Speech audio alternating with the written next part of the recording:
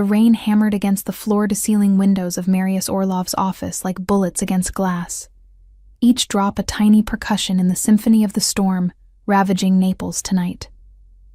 I stood 3 feet from his mahogany desk, my tablet pressed against my chest, waiting for him to finish the phone call that had already stretched 15 minutes past our scheduled meeting time. He didn't acknowledge my presence. He never did, not immediately. That was part of the game we'd played for 3 years, this careful dance of professional distance and unspoken tension that hummed between us like a live wire neither of us dared touch.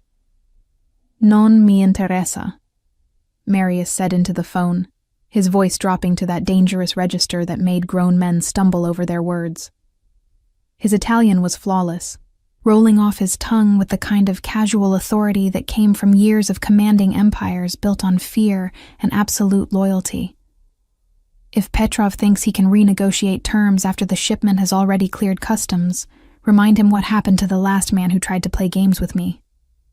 I kept my expression neutral, my gaze fixed on a point just past his left shoulder, where a Caravaggio hung in perfect museum lighting. The painting was worth more than most people earned in a lifetime, depicting Judith beheading Holofernes with an expression of cold determination I'd come to understand intimately over the years. Marius collected art the way other men collected cars, each piece chosen not for beauty, but for the story it told about power, violence, and the cost of both. He ended the call without pleasantries, dropping his phone onto the leather desk pad with a controlled precision that somehow felt more threatening than if he'd hurled it across the room. Only then did his eyes lift to mine, that glacial gray that had unnerved better people than me. "The Calabria meeting," I said before he could speak, my voice steady despite the way his attention always felt like being pinned beneath a microscope. "Moved to Thursday at 11. Romano's people confirmed the location change. Neutral ground as you requested.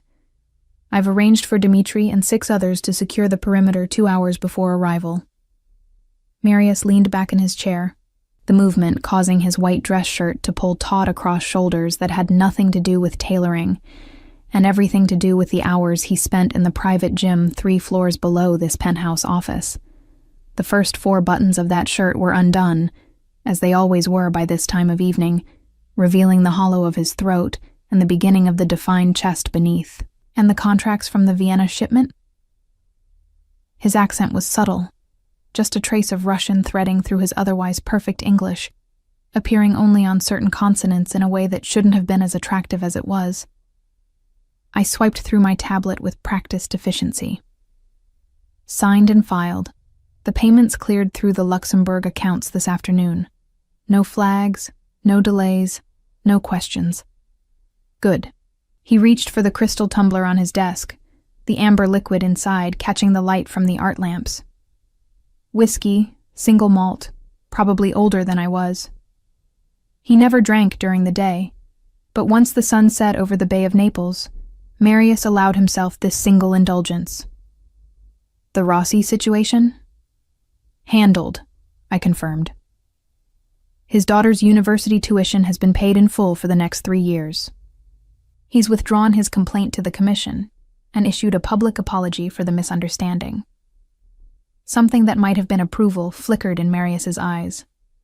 "You're efficient, Bianca, as always." 3 years, and compliments from him still felt like victories earned on a battlefield. I'd started as his personal assistant when I was 22, fresh out of university with a degree in international business, and absolutely no idea what I was walking into. The job posting had been vague, the salary obscene, the interview conducted by a stone-faced woman named Katya, who'd asked questions that had nothing to do with typing speed, and everything to do with my ability to keep secrets. I'd needed the money. My mother's medical bills had been crushing our family, and the legitimate jobs I'd applied for offered salaries that wouldn't have covered even a fraction of what we owed. So when Katya had looked me dead in the eye and asked if I could work for a man whose business interests occasionally operated in gray areas, I'd said yes without hesitation. Gray areas.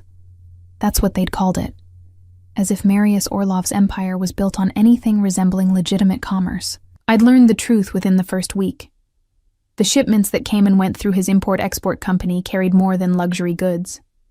The meetings I scheduled were negotiations over territory, tribute, and the occasional need to remind someone of the cost of betrayal.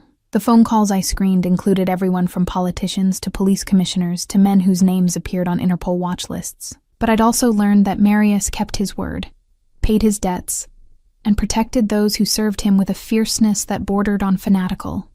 When my mother had needed experimental treatment not covered by insurance, he'd made a single phone call and the best oncologist in Europe had been on a plane to Naples within 24 hours. When a rival family had tried to use me as leverage against him 6 months into my employment, he'd responded with such swift and absolute brutality that no one had dared threaten me since. I was his assistant. That made me untouchable. It also made me his, in a way that had nothing to do with employment contracts and everything to do with the unspoken rules of his world. "There's one more thing," I said, consulting my tablet even though I'd memorized this part of my schedule hours ago. "I'll need to leave early tomorrow, around 6. Marius had been lifting the whiskey to his lips. He paused, the glass suspended in mid-air, his attention sharpening with sudden focus. "Early? You never leave early." "I have plans." I kept my voice carefully neutral, professional. "I've already rescheduled your 8 o'clock with the auditors to Wednesday morning, and the contracts for the Athens property will be on your desk by 5. Everything will be handled before I go." The silence that followed felt heavy, weighted with something I couldn't quite name. Marius set down his glass with deliberate care, his gray eyes never leaving my face. "What kind of plans?" His voice was deceptively soft, the kind of soft that preceded violence in other contexts. This was the moment I'd been both anticipating and dreading. 3 years of perfect professionalism, of maintaining exactly the right distance, of pretending I didn't notice the way his gaze sometimes lingered on me a beat too long, or the way his jaw tightened when other men in his organization looked at me with anything resembling interest. 3 years of him never crossing that line, never making this complicated, never treating me as anything other than the most competent personal assistant he'd ever employed. 3 years of me telling myself that the tension between us was imagined, that the flutter in my stomach when he said my name was just nerves, that the dreams I occasionally had about those gray eyes darkening with something other than anger meant nothing at all. "A date," I said, meeting his stare with calm I didn't entirely feel. "I have a date." The change in Marius was subtle, but unmistakable. His shoulders tensed, just fractionally. His fingers, which had been drumming a lazy rhythm on the desk, went still.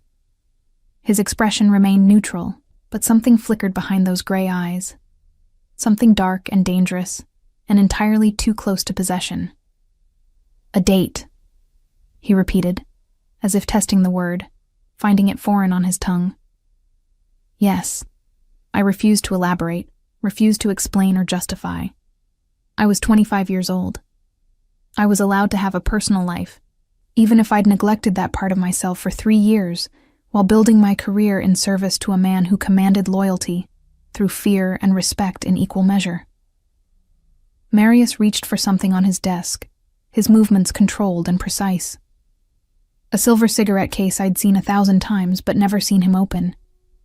He extracted a cigarette with fingers that were completely steady, placed it between his lips, and produced a lighter with his other hand. He didn't smoke. In 3 years, I'd never seen him smoke. He kept the cigarettes as a prop, a relic from his father's generation, something to do with his hands during tense negotiations. The flame flared to life, illuminating the sharp angles of his face, the strong jaw, the slight scar that traced his left eyebrow from some long-ago violence.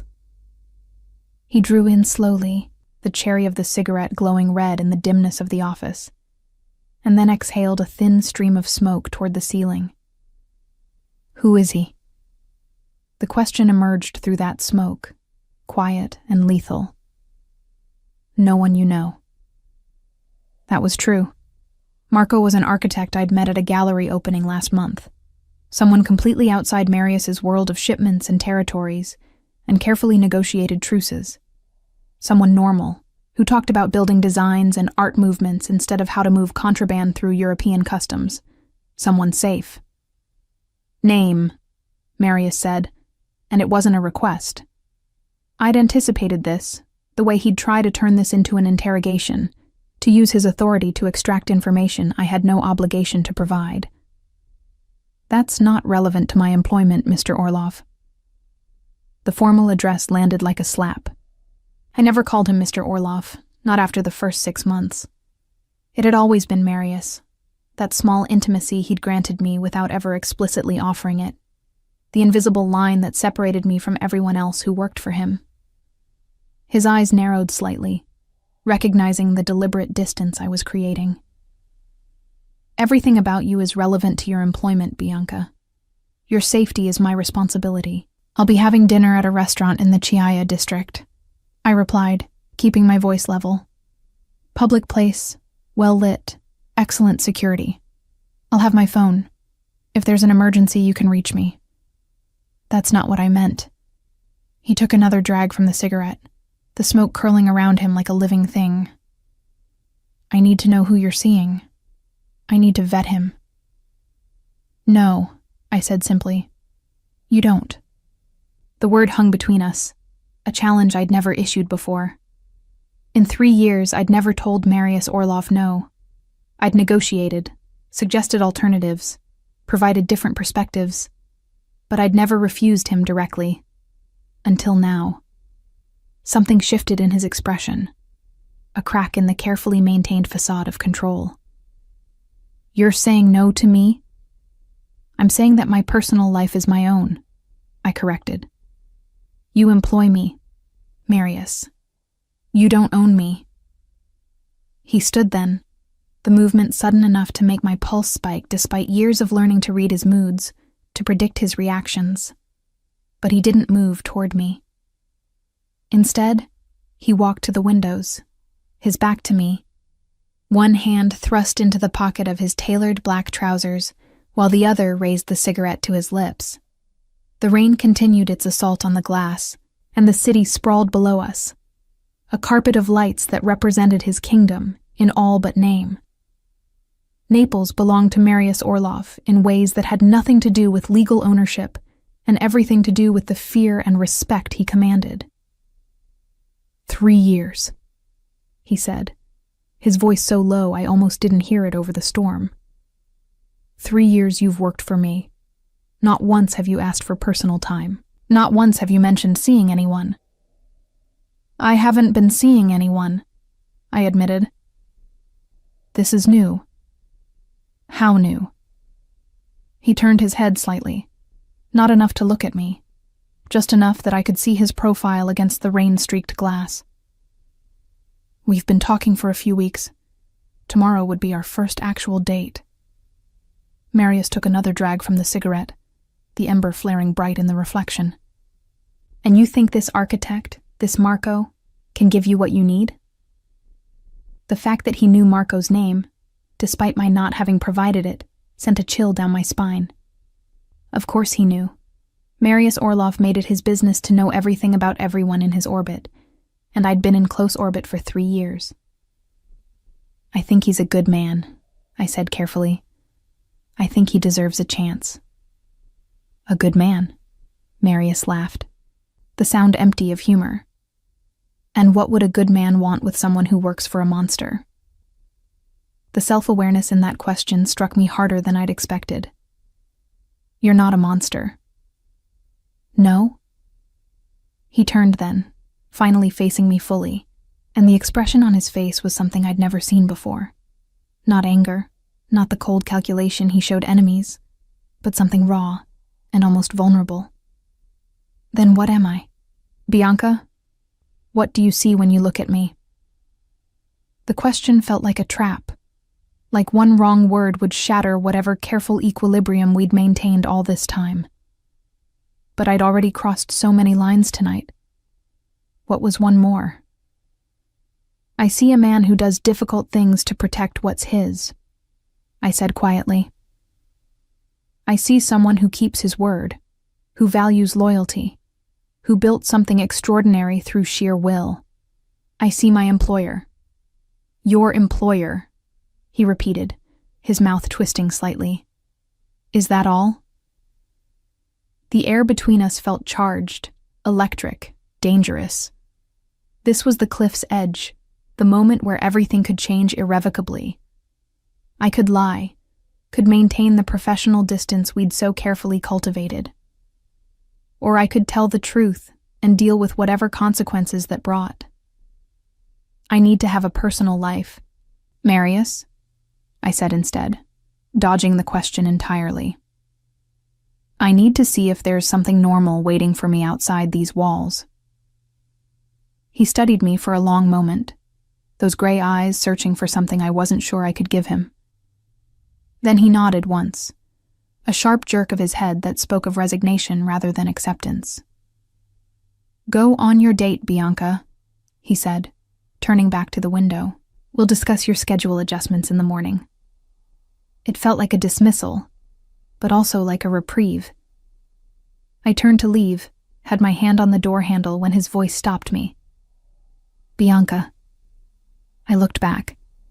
He was still facing the window, the cigarette burning forgotten between his fingers. Be careful, he said softly. The world outside these walls isn't as safe as you think. I left without responding, because there was nothing I could say that wouldn't make this worse. As the elevator descended from his penthouse office to the parking garage where my car waited, I let out a breath I didn't know I'd been holding.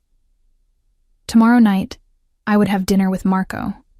I would laugh at his stories about difficult clients and architectural disasters.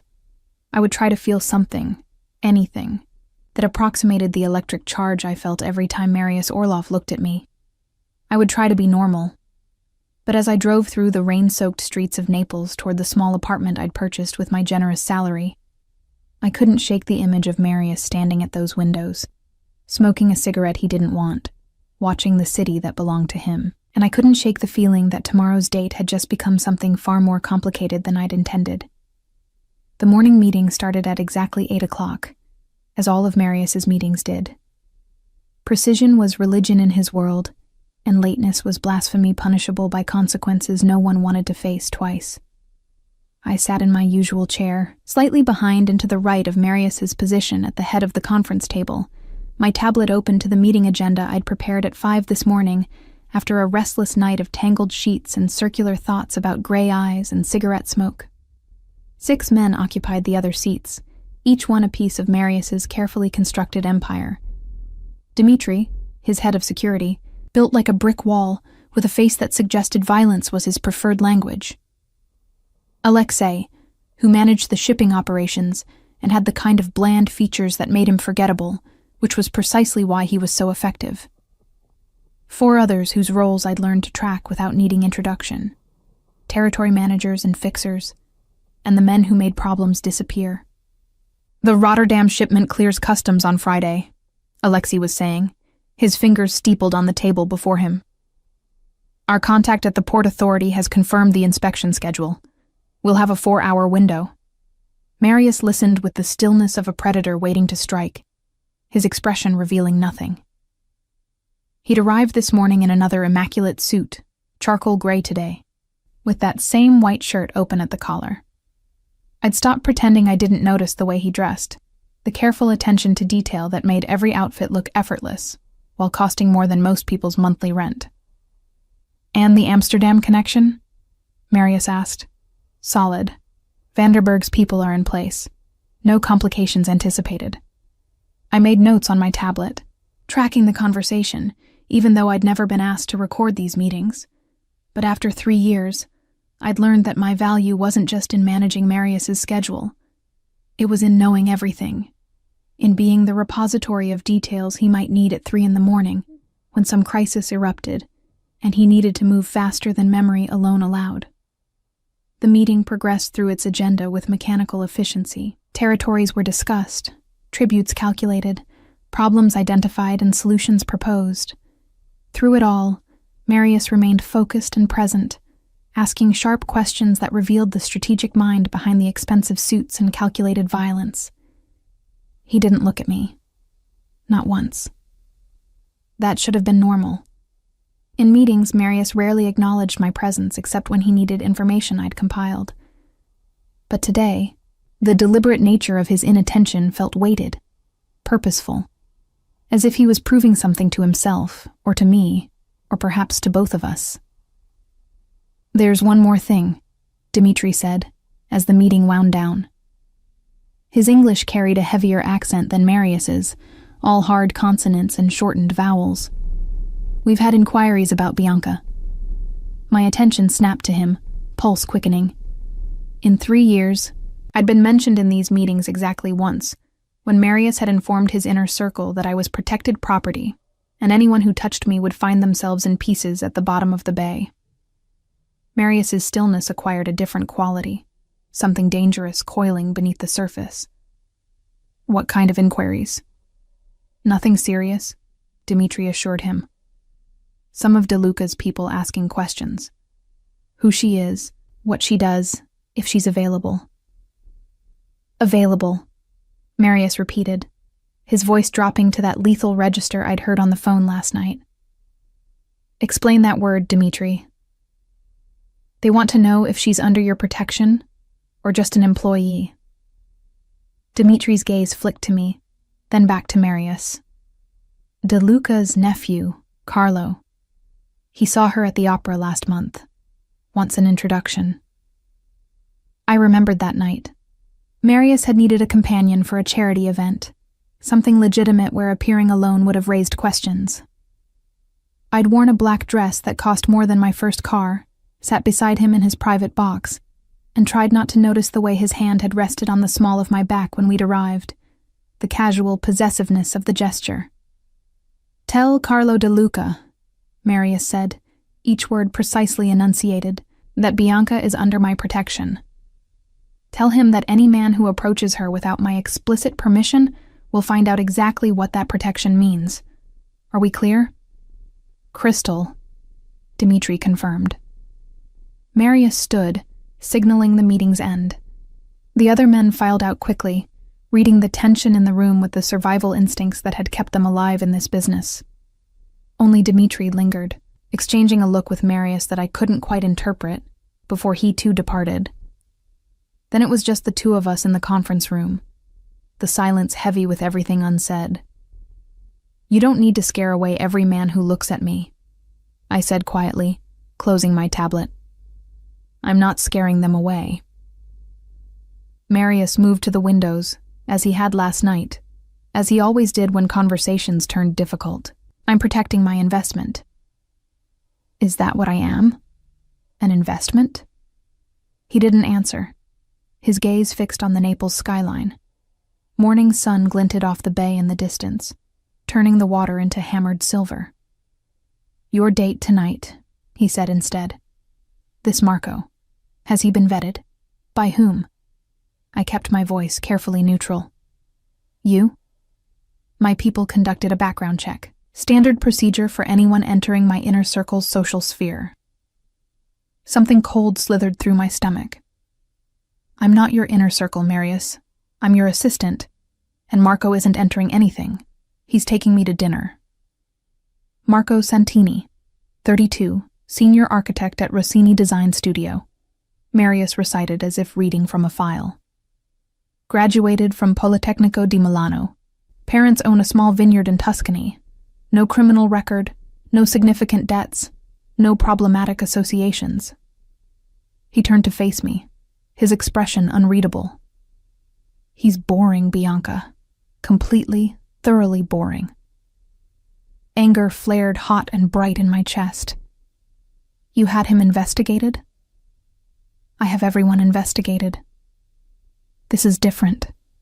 I stood, my tablet clutched like a shield. "This is my personal life." "There is no personal life in my world," Marius said flatly. "There's only what can be used against you, and what can't. Marco Santini is a vulnerability." "He's a normal man who asked me to dinner." "Exactly." Marius's jaw tightened. Normal. Safe. Everything I'm not. The words hung between us, charged with implications I wasn't ready to examine. Before I could respond, his phone buzzed. He glanced at it, his expression hardening. "I need to take this," he said. "Reschedule the Athens call to this afternoon.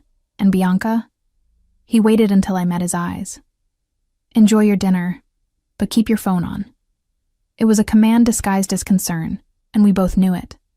The rest of the day passed in a blur of calls and contracts, and the 1,000 small fires that required my constant attention. I threw myself into work with single-minded focus, trying not to think about the fact that Marius had investigated Marco, that he'd cataloged my date's entire life as if he were a potential business threat. Trying not to think about why that made me more angry than afraid. At 5:30, I prepared to leave. I'd brought a change of clothes, a simple blue dress that was elegant without being ostentatious, shoes that wouldn't cripple me over a 2-hour dinner. I touched up my makeup in the executive bathroom, studying my reflection with critical eyes. I looked professional, competent. Nothing like the kind of woman who'd spent 3 years in the orbit of one of the most dangerous men in Naples without losing herself completely. When I emerged, Marius was waiting in my office. He'd never done that before, never invaded my space. His office, the conference room, the private elevator, these were his domains. But my office, with its neat desk and organized files and the small photograph of my mother I kept on the credenza, this was mine. Until now. "Is there something you need?" I asked, setting my bag on the desk with deliberate calm. "Yes." He stood from where he'd been leaning against my desk, his height suddenly overwhelming in the smaller space. "I need you to cancel your date." "No. Bianca." He moved closer, and I caught his scent, something expensive and cedar sharp. "This isn't about control. There's a situation developing. The De Luca family is making moves, testing boundaries. It's not safe for you to be out in public tonight." "Then assign me security," I countered. "Dimitri can follow at a discreet distance, but I'm going." Something flashed in his eyes, frustrated and angry, and something else I couldn't name. "Why? Why is this architect so important?" "Because he sees me!" The words burst out before I could stop them, 3 years of carefully maintained composure cracking.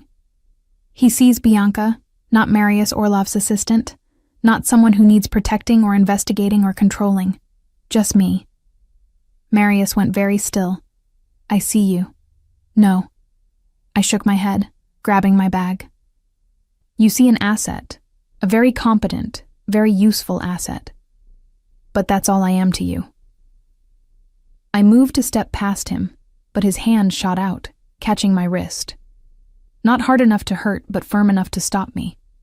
The contact sent electricity racing up my arm, that same charge I always felt when we accidentally touched, when he handed me a file and our fingers brushed, when he steadied me after I'd stumbled in heels on rain-slick marble. "You're wrong," he said, his voice low and rough. "You're so wrong about what you are to me." My heart hammered against my ribs. "Then tell me. Tell me what I am." His thumb traced over my pulse point, surely feeling the way it raced beneath his touch. For a moment, I thought he might actually say it, might actually name this thing that lived in the space between us. Then he released me, stepping back, his expression shuddering. "Go on your date, Bianca, but take Dimitri. That's not negotiable." It was all the admission I was going to get. I nodded once and left, my wrist still burning from his touch. Dimitri followed my car to the restaurant in an unmarked sedan, professional and unobtrusive. Marco was already waiting at our table when I arrived, standing to greet me with a warm smile that held nothing but genuine pleasure at seeing me. He was handsome in a conventional way, dark hair neatly trimmed, kind brown eyes, an easy laugh that came frequently as we talked about his current project, a cultural center designed to bridge old Naples with new. He was everything Marius wasn't. Open, uncomplicated, safe. And I felt absolutely nothing. "Oh," I laughed at his stories. I contributed to the conversation. I maintained the perfect facade of a woman enjoying a first date with a nice man who represented everything normal I'd been craving. But when his hand covered mine across the table, I felt only the wrongness of it, the absence of electricity, the way my skin stayed quiet instead of singing with awareness. This should have worked. Marco was exactly what I needed, what I'd convinced myself I wanted. Except I couldn't stop thinking about gray eyes and cigarette smoke and the way Marius had said "you're wrong about what you are" to me, as if the words cost him something precious. "You seem distracted," Marco observed gently. "Is everything all right?" "Just work," I lied. "My boss is demanding." "The import-export business?" Marco's smile was sympathetic. "I can imagine. My cousin works in shipping. The stress is incredible. If he only knew. If he knew that my boss commanded an empire built on fear, that the men I scheduled meetings with were as likely to end those meetings with blood as with handshakes, that I'd become fluent in the language of violence through proximity alone. Would Marco still be sitting here, smiling at me, if he knew the truth? My phone buzzed. I ignored it. It buzzed again. "You can check that," Marco said. "Really, I don't mind." I pulled out my phone, expecting some manufactured crisis, some excuse for Marius to summon me back. Instead, there was a single text. "The DeLuca situation escalated. Dimitri is with you. Stay in public spaces. I'll handle this." Nothing about coming back. Nothing demanding my presence. Just that he'd handle it. That I was protected. That I should continue my date. "Everything okay?" Marco asked. "Fine," I managed. Just my boss confirming something. We finished dinner. Marco walked me to my car like a gentleman, asked if he could see me again, accepted my non-committal response with grace. He didn't try to kiss me, and I was grateful. Dimitri followed me home, waited until I was inside my building before departing. I climbed the stairs to my apartment, exhausted and confused and angry at myself for ruining what should have been a perfectly nice evening by spending the entire time thinking about a man I worked for, who saw me as property to protect, who would never offer me anything resembling normal. My phone rang as I was unlocking my door. Marius. "Are you home?" he asked without preamble. "Yes." "Good." A pause. "How was dinner?" The question shouldn't have surprised me, but it did. "Fine. Marco was very nice." "Nice." The word sounded bitter on his tongue. "Will you see him again?" I should have said yes. Should have forced this thing, this whatever it was between us, into the box where it belonged. Boss and employee, nothing more. "I don't know," I admitted instead. Silence stretched between us, filled with everything we weren't saying. "Good night, Bianca," Marius said finally. "Good night." I hung up and leaned against my door, closing my eyes. 3 years of careful professional distance, of maintaining boundaries, of pretending I was immune to Marius Orlov's particular brand of dangerous charisma, and one date with a nice, normal man had shattered all of it, because the truth I'd been avoiding was suddenly, painfully clear. I didn't want nice. I didn't want normal. I wanted the man who lit cigarettes he didn't smoke, who investigated potential threats with ruthless efficiency, who looked at me like I was something precious and dangerous and utterly irreplaceable.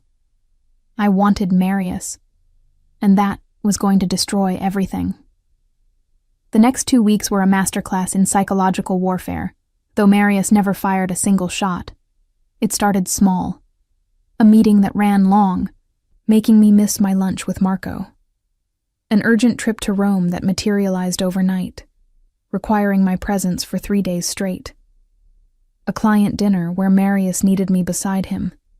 Charming visiting associates with my perfect English and easy smile, while he conducted business in that peculiar mix of Russian, Italian, and carefully coded phrases that meant things I'd learned not to ask about. Each time, he was apologetic. Each time, he claimed necessity. Each time, I rescheduled with Marco, whose patience was wearing thinner with every postponement. Your boss seems to need you at very inconvenient times, Marco observed over the phone after I'd canceled our third attempt at a second date. His tone remained pleasant, but I heard the edge beneath it. It's a demanding job, I replied, staring at the file Marius had dropped on my desk an hour ago, the one that absolutely could have waited until Monday, but somehow required my immediate attention on a Friday night. Maybe too demanding, Marco suggested gently. Bianca, I like you. I'd like to get to know you better, but I'm starting to feel like I'm competing with your career, and that's not a competition I can win. He was giving me an out, I realized. A graceful exit from something that had never quite gotten off the ground. I should have taken it, should have let him go with dignity and tact for both of us. Give me one more chance, I heard myself say instead. Tomorrow night. I'll make it work. After I hung up, I marched into Marius's office without knocking. He looked up from the contract he'd been reviewing, one eyebrow rising at my unannounced entrance. I'm taking tomorrow night off, I announced. No emergencies, no urgent meetings, no last-minute trips. I'm going out, and I'm turning off my work phone. Something dangerous flickered in his eyes. That's not advisable given the current climate with the DeLuca situation. The DeLuca situation has been current for 2 weeks, I countered. Funny how it only flares up when I have plans.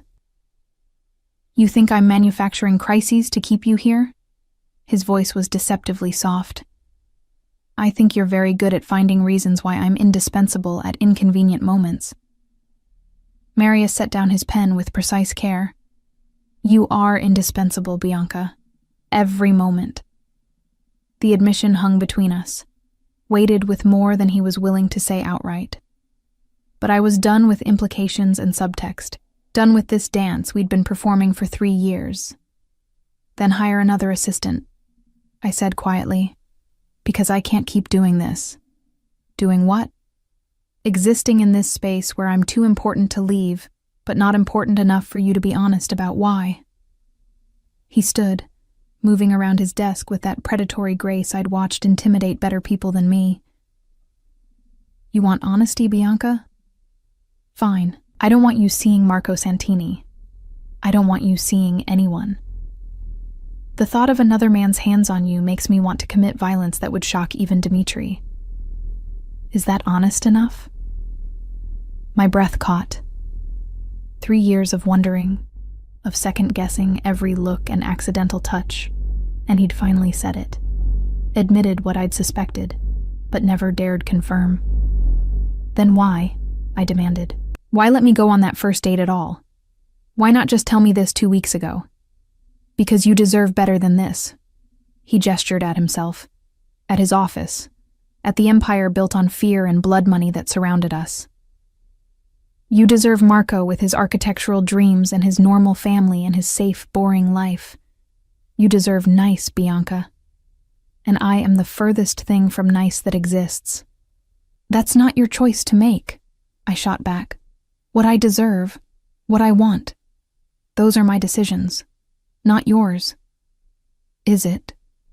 He moved closer, near enough that I could see the silver threads in his dark hair, the fine lines around his eyes that spoke of sleepless nights and impossible choices. Because from where I'm standing, you've spent 3 years working for me, learning my business, becoming complicit in everything I do. You think Marco Santini would want you if he knew the truth? If he knew about the shipments you schedule, the meetings you arrange, the problems you help me solve? The words struck like physical blows. You're trying to make me feel guilty for doing my job? I'm trying to make you understand that you crossed a line a long time ago, and there's no going back to normal. Not really. You can play pretend with men like Marco, but eventually they'll see what you've become. What I've made you. Anger flared white-hot. You didn't make me anything. I chose this job knowing exactly what I was walking into. I chose to stay every single day for 3 years. You don't get to take ownership of my choices just because you're too afraid to admit what you really want. What I want? His laugh was harsh. I want things I have no right to, Bianca. I want you in ways that have nothing to do with your exceptional organizational skills. I want to be the one taking you to dinner, putting my hand on your back, walking you to your door. I want to ruin you for every other man who thinks he might have a chance. The raw confession stole my breath. Marius, but I can't, he continued, his voice dropping. Because you were right when you called yourself an asset. You're the one person in my organization who isn't afraid of me, who speaks to me like I'm human instead of a monster. If I cross that line, if I make this what we both know it wants to be, I'll lose that. I'll lose you one way or another. And I'm selfish enough, monstrous enough, that I'd rather keep you at arm's length than not have you at all. The confession hung in the air between us, raw and honest and utterly devastating. 3 years of tension distilled into 30 seconds of truth. So, that's it? I asked, my voice barely above a whisper. We just pretend this conversation never happened? Go back to professional distance and carefully maintained boundaries? That would be wise, he agreed. But he didn't move away, didn't put that distance back between us. I'm tired of wise, I admitted. I'm tired of safe. I went on that date with Marco hoping I'd feel something, anything that would make sense. Instead, I spent the entire evening wishing he was you. Marius closed his eyes, his jaw clenching. Don't. Don't what? Don't tell you the truth? You demanded honesty, Marius. Here it is. I don't want nice. I don't want normal. I want you, with all your dangerous complications and impossible moral ambiguity. I've wanted you for longer than I'm willing to admit. When he opened his eyes, the gray had darkened to something molten. You don't know what you're asking for. Then show me. It was a challenge and an invitation. Stop making decisions for me. Stop protecting me from yourself. Either claim what you want, or let me go find someone who will. The muscle in his jaw ticked. For a long moment he just stared at me, and I could see the war raging behind those gray eyes. Control versus desire. Wisdom versus want. Then his phone rang, shattering the moment. He answered it automatically, his gaze never leaving my face as he listened to whoever was on the other end. Handle it, he said tersely. I'm not available tonight. He ended the call and tossed the phone onto his desk. You wanted honesty? Here's more. Tomorrow night you're not going anywhere with Marco Santini. You're having dinner with me. Is that an order? I asked, my pulse racing. It's a request, he said. One I'm hoping you'll accept. And if I don't? His smile was dangerous, predatory. Then I'll sabotage your date so thoroughly that Marco will think you're a catastrophe he narrowly avoided. But you already knew that, didn't you? Despite everything, I laughed. You're awful. I'm possessive, he corrected. There's a difference. So what's it going to be, Bianca? Dinner with an architect who sees you as a nice girl he'd like to date, or dinner with a monster who sees you as the only thing in his world worth protecting? Put that way, there was no contest. I'll need to call Marco, I said. Use your personal phone, Marius replied. Take all the time you need. I'll be here. I made the call from my office, explaining to Marco as gently as possible that I didn't think this was going to work, that my life was more complicated than I'd led him to believe. He was gracious about it, if disappointed, and I felt guilty for wasting his time. But I didn't feel regret. When I returned to Marius's office, he was standing at his window, backlit by the setting sun. He turned as I entered, a question in his eyes. Tomorrow night, I said. What time? The smile that crossed his face was genuine, transforming his features from austere to something almost boyish. 7. I'll pick you up. I know where you live, I pointed out. This is a date, Bianca. That means I come to your door like a civilized person, even if we both know I'm anything but. Something warm bloomed in my chest. Okay, 7. I turned to leave, but his voice stopped me. Bianca, wear something beautiful. I want everyone who sees us to know that you're with me by choice, not obligation. As if anyone could be with Marius Orlov by obligation. As if he wasn't the kind of man women gravitated toward despite every warning, every red flag, every logical reason to run. That night, I stood in my closet, running my hands over dresses I'd accumulated over 3 years of attending events at Marius's side. Each one a memory. The blue one from the opera where Carlo De Luca had first noticed me, the black from a charity gala where Marius's hand on my back had burned through fabric, the silver from a New Year's celebration where we'd stood on his terrace at midnight, not quite touching, watching fireworks explode over the bay. I chose red, deep scarlet that hugged my curves and declared intentions I was done hiding. If I was doing this, if I was crossing this line with Marius Orlov, I was doing it with my eyes wide open, knowing exactly what kind of man I was choosing. A dangerous one, a possessive one, a man who built empires on fear and maintained them with ruthless efficiency, but also a man who'd protected me for 3 years, who valued my competence, who looked at me like I was precious and irreplaceable and utterly necessary. My phone buzzed with a text. Sleep well, Bianca. Tomorrow changes everything. I stared at those words for a long time before responding. I know.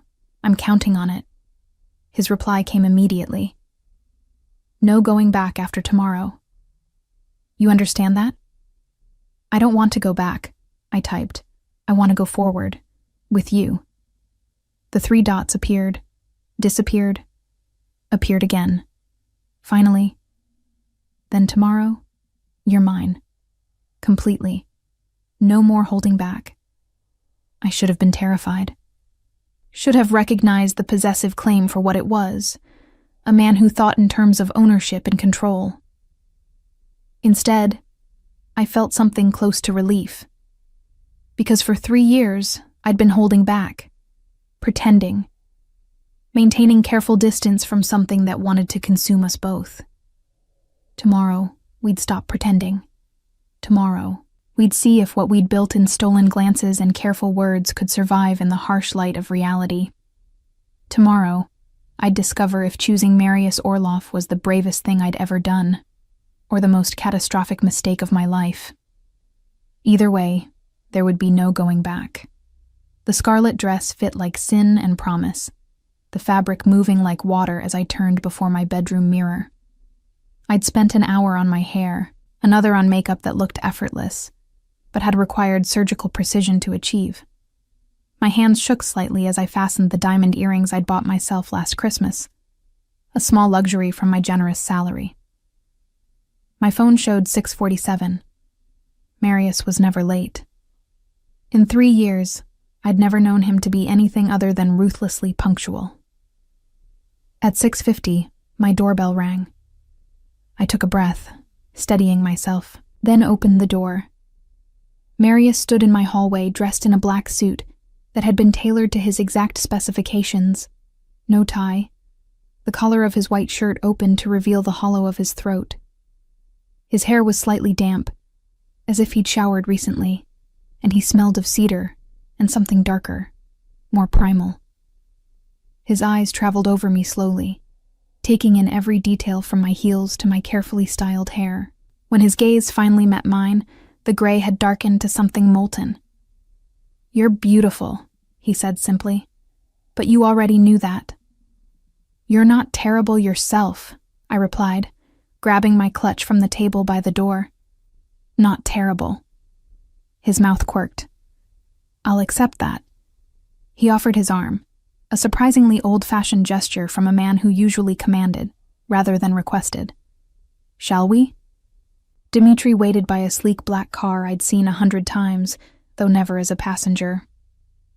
He opened the rear door without comment, his expression carefully neutral despite the fact that he'd just witnessed his boss picking up his assistant for what was clearly not a business dinner. The drive into the city center was quiet, charged with anticipation. Marius's hand rested on the seat between us, close enough that I could feel its heat without actual contact. Neither of us reached to close that final inch of distance, both aware that once we started touching, Stopping would become exponentially harder. "Where are we going?" I asked, watching Naples slide past the tinted windows. "Villa Romana," he replied. "I own it." Of course he did. Marius owned half the upscale establishments in Naples, either directly or through shell companies. It's how he maintained his empire. Legitimate businesses providing cover for less legitimate operations. The restaurant was tucked into a converted monastery in the old quarter. All ancient stone and soaring ceilings with modern updates that had cost a fortune. The maitre d' greeted Marius by name, his deference absolute as he led us through the main dining room to a private terrace overlooking the bay. Candles flickered on a table set for two, the golden light softening the edges of the world until it felt like we existed in a pocket universe, separate from everything else. The sun was setting, painting the sky in shades of amber and rose, the water reflecting the colors back like a mirror. "You arranged all this," I said, taking in the roses in a crystal vase, the champagne chilling in silver, the way the table was positioned to offer perfect views of both the sunset and each other. "I wanted it to be perfect," he admitted, pulling out my chair. "You deserve perfect, Bianca, even from a man who is anything but." He'd said that before, this conviction that he was too flawed for me. I was beginning to understand it was genuine belief rather than false modesty. A waiter appeared with menus, then melted away with professional discretion.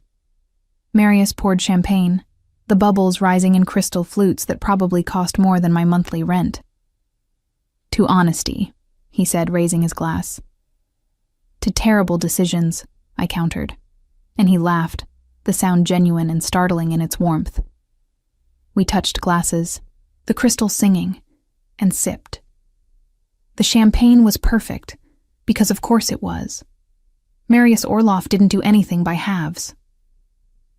"I need you to understand something," he said, setting down his glass. "Before we go any further, before this becomes what we both know it's going to become. My life is complicated in ways you've only glimpsed. You've seen the surface, the meetings and negotiations. But there are depths I've kept from you deliberately. To protect me, I guessed. To protect us both." He leaned back, his expression serious. "The moment you become more than my assistant, you become a target. My enemies will see you as a weakness to exploit. My allies will wonder if your influence over me makes you dangerous to their interests. Everything changes, Bianca. Everything." "I know," I said quietly. "I've known since the moment you admitted what you wanted. This isn't a decision I'm making lightly, Marius. Isn't it?" His gaze was intent. "You think you know what you're signing up for, but knowing intellectually and experiencing reality are vastly different things. Once we cross this line, I will be possessive in ways that will suffocate you. I will demand loyalty that goes beyond employment. I will expect you to choose me over safety, over comfort, over every rational instinct that tells you to run." "Are you trying to talk me out of this?" I asked, genuinely curious. "I'm trying to give you one last chance to walk away," he replied. "Because once you're mine, Bianca, I won't let you go. Not for Marco Santini, not for some fantasy of a normal life, not for anything.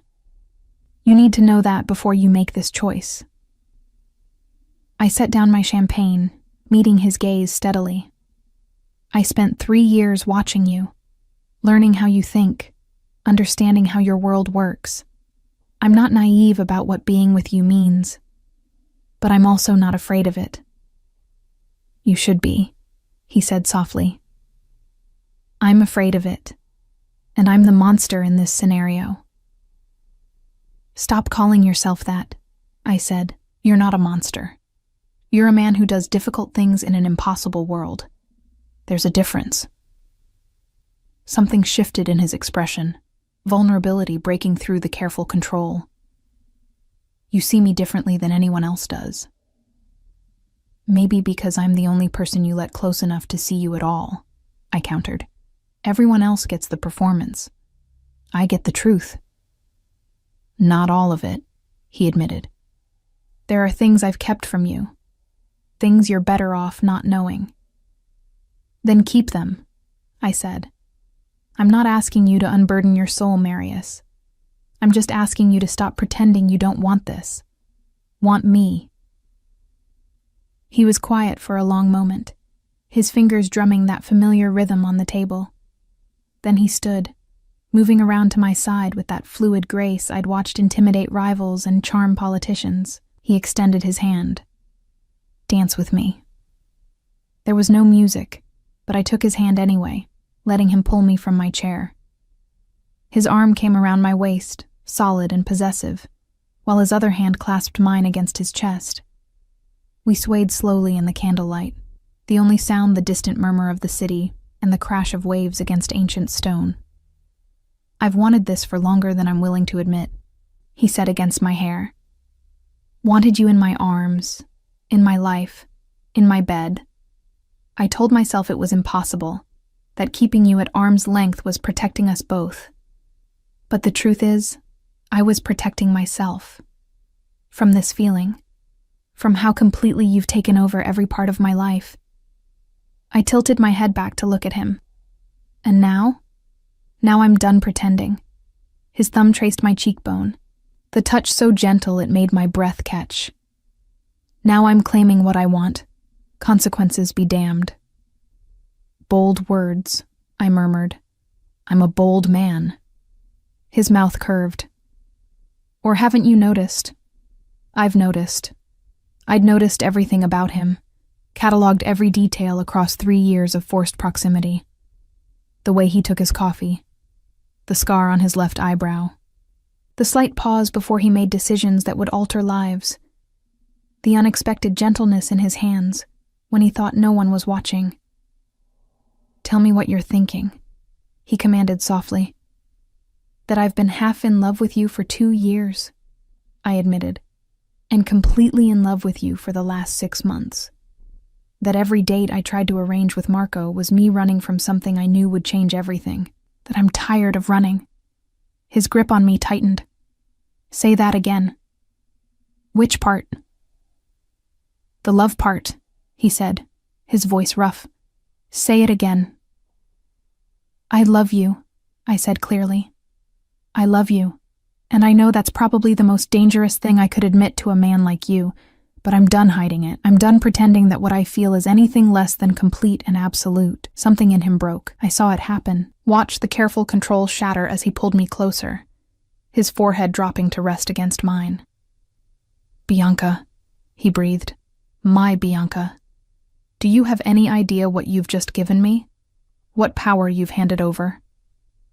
I know exactly what I've given you, I replied. The same thing you're about to give me.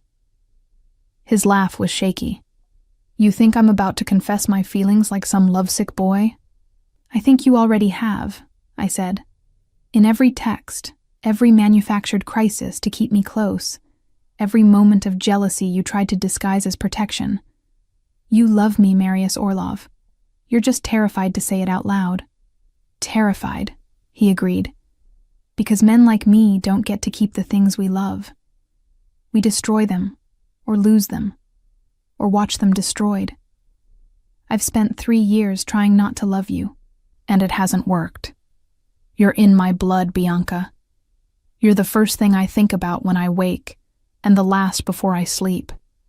You're in every decision I make, every risk I calculate. You've been mine for so long that I don't remember what it felt like before. Then say it, I challenged. 3 words, if you mean them. His hands came up to cup my face, tilting it up so I had no choice but to hold his gaze. I love you, he said, each word deliberate and weighted.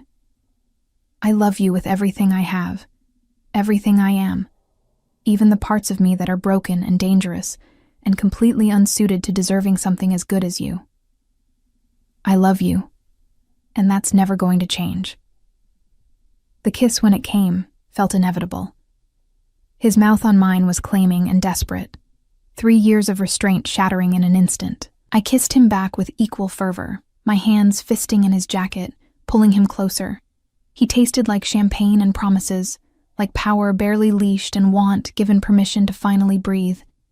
His hand slid into my hair, ruining my careful styling, and I didn't care.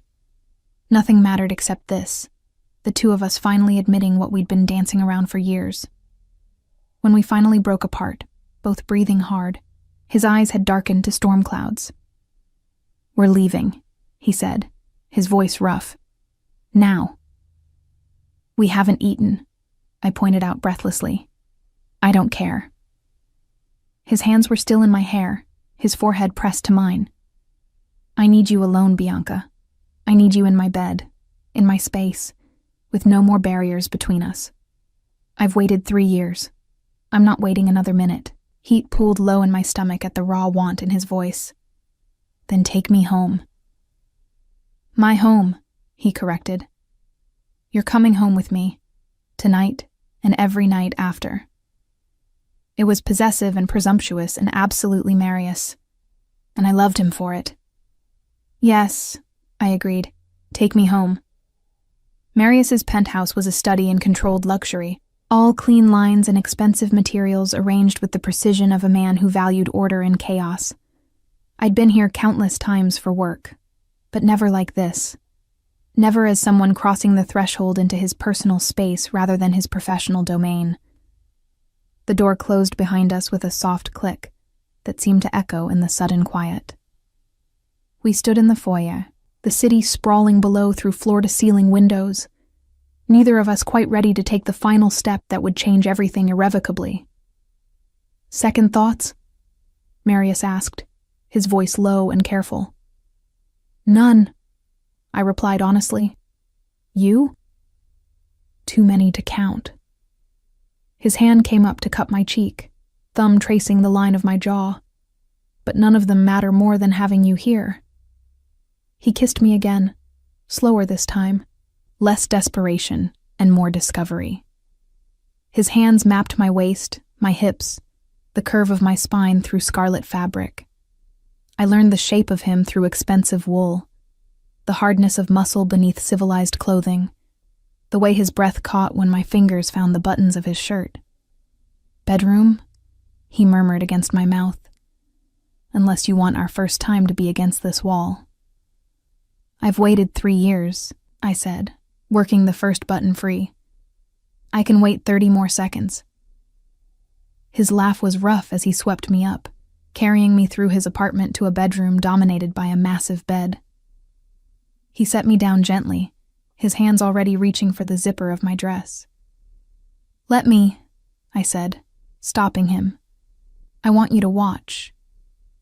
Something primal flashed in his eyes, but he stepped back, giving me space. I turned, presenting my back so he could see the zipper that ran from nape to tailbone. His fingers were surprisingly gentle as they lowered it, knuckles brushing skin as he revealed inch by inch of bare flesh. The dress pooled at my feet, leaving me in only the lingerie I'd chosen specifically for tonight. Black lace that had cost a fortune and was worth every cent for the way Marius was looking at me now. "Christ, Bianca," he breathed. "You're going to kill me." "Not yet," I replied, reaching for him. "I have plans for you first." What followed was heat and discovery. 3 years of pent-up want finally given permission to breathe. Marius was as commanding in bed as he was in boardrooms, but also surprisingly gentle. Learning what made me gasp, what made me arch into his touch, what drew my name from his lips like a prayer. Afterward, we lay tangled in sheets that probably cost more than my car, my head on his chest, his fingers tracing idle patterns on my shoulder. "Stay," he said into the darkness. "I'm not going anywhere," I assured him. "No, I mean permanently." He shifted so he could look at me. "Move in with me. Be with me completely, not just when it's convenient or after work hours. I want you in my life, Bianca. All of it." I propped myself up on one elbow, studying his face in the dim light filtering through the windows. "That's a big step." "I'm aware." His hand came up to tuck hair behind my ear. "I'm also aware that I have no right to ask, that it's too soon, that you deserve time to adjust to this new reality. But I've never been patient, and I'm not about to start now. I want you here, every night, every morning. No more separate spaces, no more distance, just us. Part of me recognized this as the possessive control he'd warned me about. But another part, the part that had fallen in love with him despite every logical reason not to, understood what he was really asking. Not for ownership, but for commitment. Not for submission, but for partnership in the only way Marius Orlov knew how to build one. Okay, I said. He blinked. Okay? I'll move in, I clarified. On one condition. Wariness crept into his expression. What condition? I keep my apartment, I said firmly. Not because I'm planning to run, but because I need to know I have somewhere that's mine if I ever need space. I need that security, Marius, that safety net. I waited for him to argue, to demand absolute surrender to his terms. Instead, he nodded slowly. Fair enough, he agreed, though I'm going to do everything in my power to make sure you never want to use it. I'm counting on that, I replied, settling back against his chest.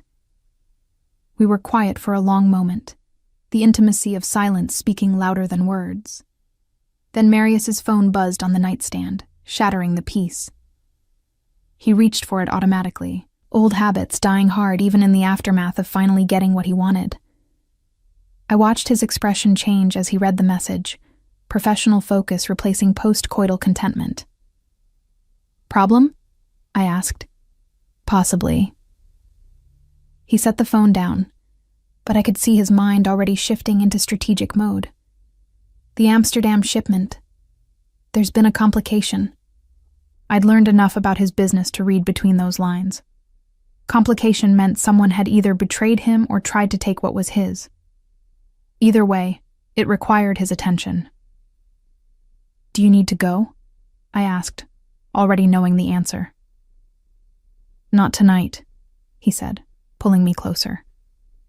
Tonight, you're more important than business. Dmitri can handle the initial assessment. I'll deal with it in the morning.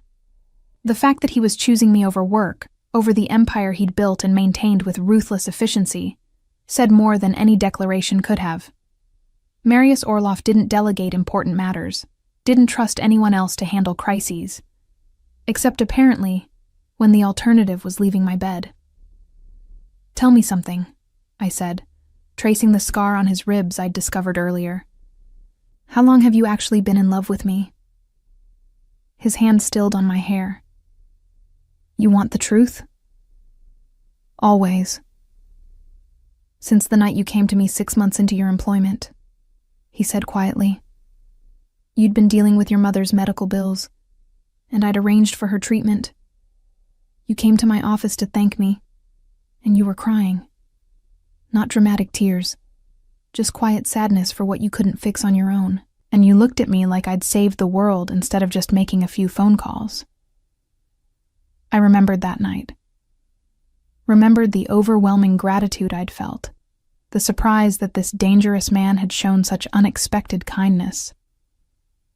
You became real to me in that moment, he continued.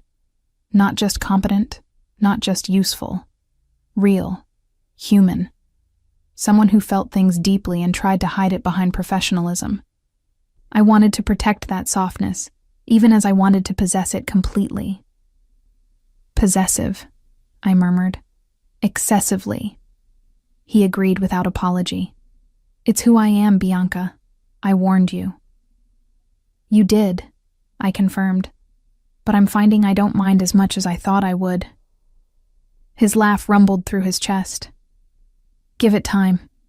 You'll probably want to stab me within a week.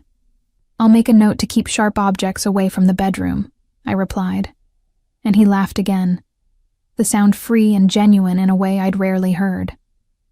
We fell asleep like that, tangled together, my head on his chest, his arms wrapped around me like he could keep the world at bay through sheer force of will.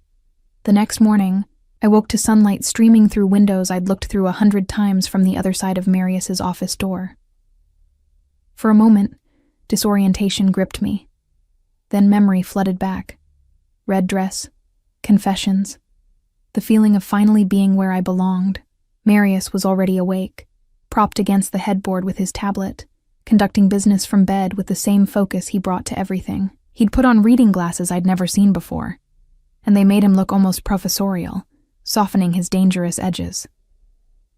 "Good morning," he said without looking up from whatever report he was reviewing. "There's coffee on your nightstand. 2 sugars, splash of cream, exactly how you like it." I sat up, accepting the mug he'd prepared. "You're working." "The Amsterdam situation required attention," he replied, finally setting aside the tablet. "But it's handled now." Dmitri was efficient, as always. "What happened?" I asked, genuinely curious about the business I'd been adjacent to for 3 years but never fully inside. Marius studied me for a moment, as if weighing how much to reveal. Then he sighed. "Someone tried to skim from the shipment," he said. "A relatively small amount, probably thinking it wouldn't be noticed. They were wrong." "And now?"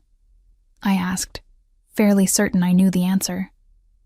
"And now they're being reminded of the cost of betrayal," he replied, his voice flat and emotionless. "Nothing fatal, but memorable enough that no one else will try the same thing."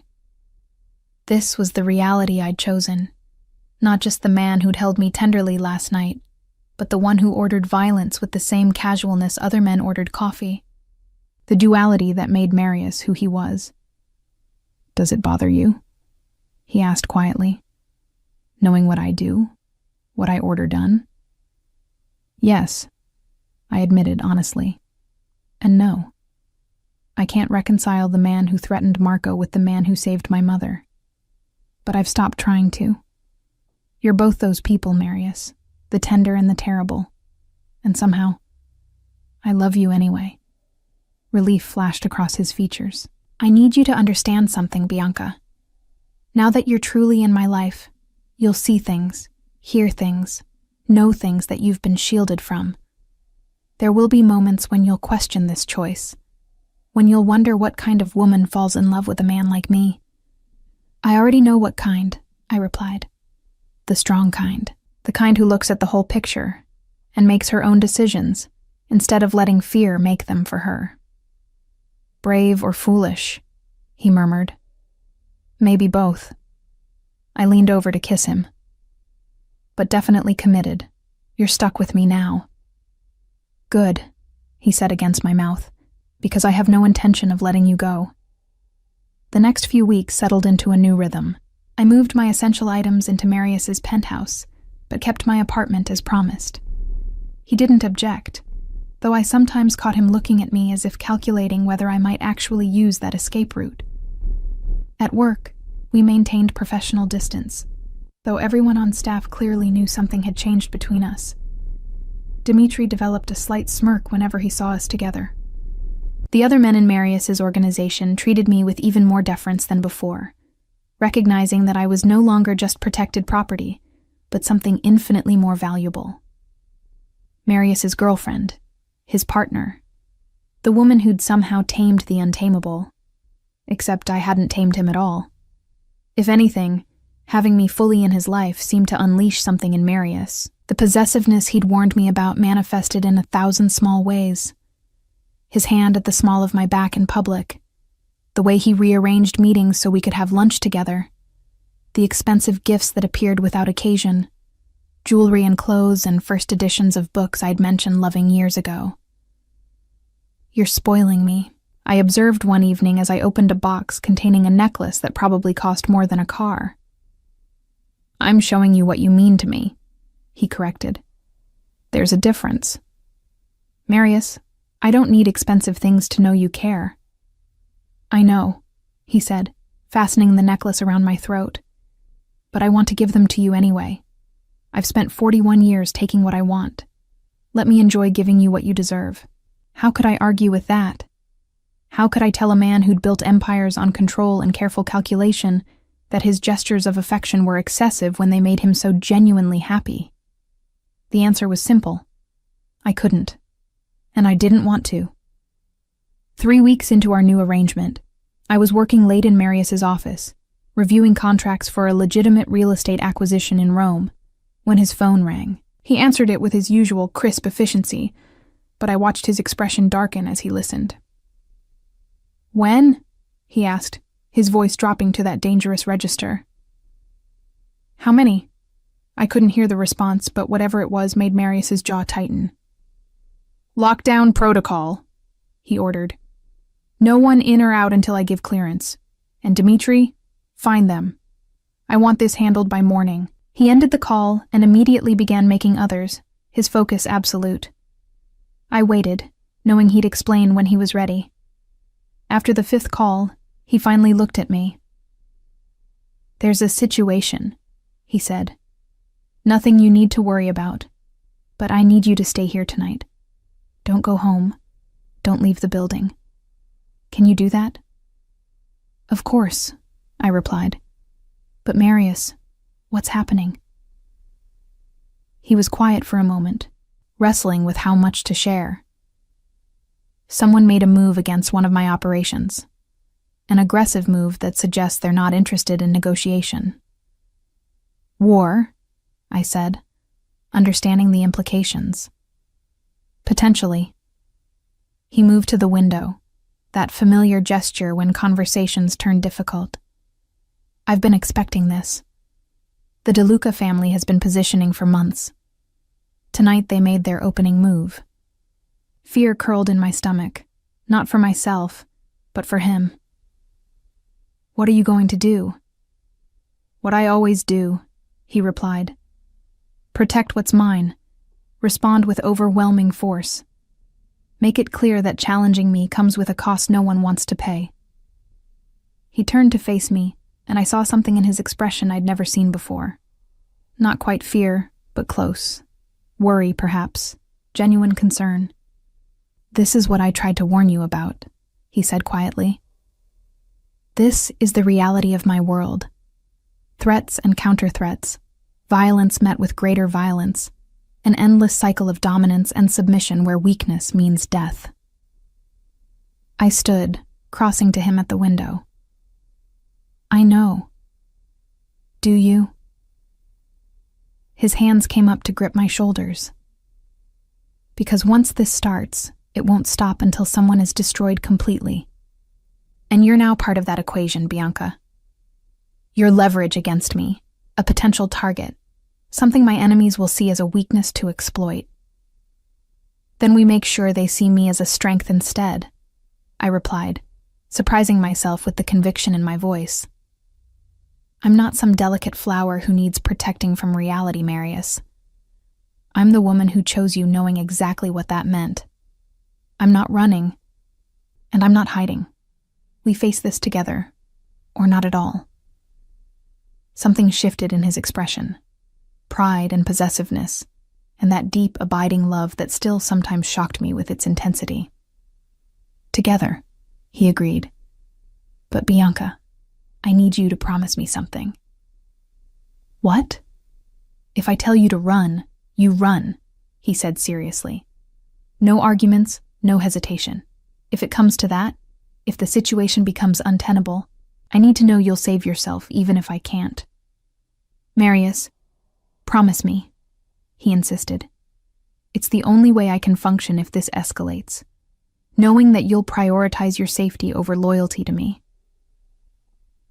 I understood what he was asking. The ultimate insurance policy. The knowledge that even if he fell, I would survive. "I promise," I said, "but it won't come to that." "You can't know that," he replied. "Yes, I can," I countered, "because you're Marius Orlov, and you don't lose, ever." His smile was grim. "There's always a first time." "Not tonight," I said firmly. "Not with me to fight for. You're too stubborn to let anyone take what's yours, and I'm definitely yours." "Damn right you are," he agreed, pulling me close. Mine. Completely. And heaven help anyone who thinks otherwise. We stayed like that for a long moment, wrapped in each other, while his empire mobilized for war around us.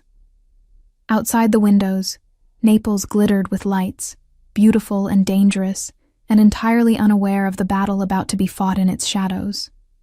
This was my life now. Luxury and danger, power and vulnerability, a love so intense it sometimes felt like drowning. And I wouldn't have changed it for anything. The war, when it came, was quiet. Not the explosive violence of movies, but calculated moves and counter-moves played out in shipments that disappeared, operations that mysteriously failed, businesses that suddenly found themselves unable to function. Marius fought back with surgical precision, dismantling DeLuca interests with the same cold efficiency he brought to everything. I watched from the sidelines, handling his legitimate business while he orchestrated the shadow war that consumed his nights. It took 3 weeks. 3 weeks of sleepless nights and tension so thick it was hard to breathe. 3 weeks of Dimitri's grim reports and Marius's increasingly dangerous mood. 3 weeks of me refusing to leave his side despite his increasingly insistent suggestions that I stay away. The end came abruptly. One morning, Marius emerged from a meeting with an expression I'd learned to recognize. Satisfaction, cold, and absolute. "It's done," he said simply. DeLuca accepted terms. "What terms?" I asked. "Complete withdrawal from Naples, forfeiture of 3 key operations, public acknowledgement of my territory." His smile was predatory. "They overplayed their hand. Now they pay the price." Relief washed through me. "It's over?" "This particular battle," he confirmed. "There will be others. There always are. But for now, we've won." That night, I found him on the terrace of the penthouse, a cigarette burning between his fingers. He'd been smoking more during the conflict, the habit he claimed not to have fully manifesting under stress. "You're going to ruin your lungs," I observed, joining him at the railing. "I'll quit tomorrow," he replied, as he had every other time I'd made similar comments. "You said that yesterday." "Tomorrow," he insisted, but stubbed out the cigarette anyway. "How are you feeling about all this?" "Honestly?" I leaned against him. "Relieved it's over. Proud of you for winning. Slightly concerned about what comes next." "Next is peace," he said. "For a while, at least. Time to focus on the legitimate businesses. Time to remind Naples why it's better to work with me than against me. Time for us," I added. "That too." He turned to face me fully. "Bianca, I need to ask you something." Something in his tone made my pulse quicken. "What?" Instead of answering, he reached into his pocket and withdrew a small velvet box. My breath stopped as he opened it, revealing a ring that caught the city lights and scattered them like stars. "I know it's fast," he said. "I know we've only been together a few months, even though I've been in love with you for years. I know that asking you to bind yourself to me legally is asking you to make yourself an even bigger target than you already are. But I'm asking anyway." "Marius, let me finish," he interrupted gently. "You've seen the worst of me these past weeks. The violence, the ruthlessness, the part of me that solves problems with force rather than negotiation. You've seen me at war, Bianca, and you didn't run. You stood beside me, kept my business running, were the calm in my storm. You're my partner in every way that matters. I want to make that official." He took a breath, and for the first time since I'd known him, Marius Orloff looked nervous. "Marry me," he said. "Not because it's logical or strategic, but because I love you. Because you're the best decision I never meant to make. Because I want to spend whatever time I have left on this earth making sure you never regret choosing a monster." I looked at the ring, at the man holding it, at the life he was offering. Dangerous and unpredictable, and absolutely nothing like I'd imagined my future would be. And I'd never wanted anything more. "You're not a monster," I said, taking the ring from the box and sliding it onto my finger. "You're just Marius, complicated and possessive and mine. And yes, I'll marry you." The kiss that followed was claiming and tender, celebration and relief. When we finally broke apart, he rested his forehead against mine. "You're sure?" he asked. "Because there's no going back after this." "I've been sure since the night you lit that cigarette," I replied. "Maybe even before. Stop giving me chances to run, Marius. I'm not going anywhere." "Good," he murmured, "because I'm never letting you go." 6 months later, we married in a small ceremony attended only by those closest to us. My mother, recovered and glowing with health thanks to Marius's intervention. Dmitri, standing as best man with barely concealed approval. A handful of others who'd earned their place in our strange, dangerous family. Nothing about it was conventional. Nothing about us was conventional. But as I stood beside Marius Orlov, promising forever to a man who commanded empires and inspired fear, I'd never been more certain of anything. This was my choice. My life. My love. And I regretted nothing. So, what did you think? Leave a like if you enjoyed it and comment. Would you have made the same choice as her? Share with someone who loves these stories. There's always more at Emma Romance Library. See you soon.